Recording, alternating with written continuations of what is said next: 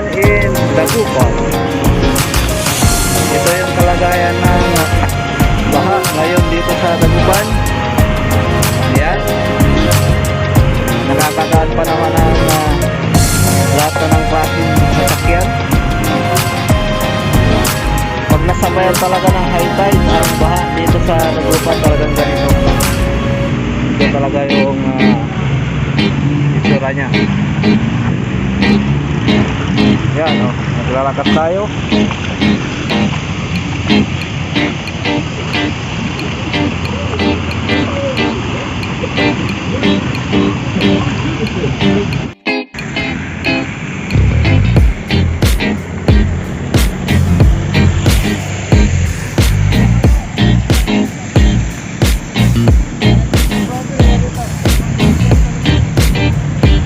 Ayan guys, malapit nang umapaw ang ating tubig.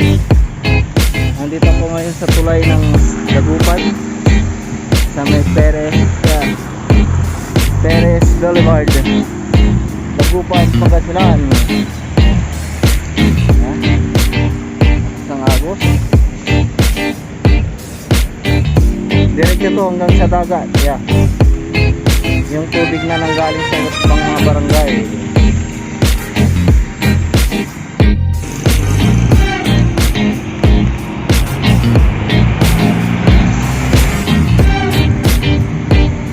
Mais-ayos pa naman ang downtown, wala pa namang baha. Yan yung mga mabababang pwesto sa Dagupan, no? Mapasukan na ng mga baha kasi pinataas nila yung mga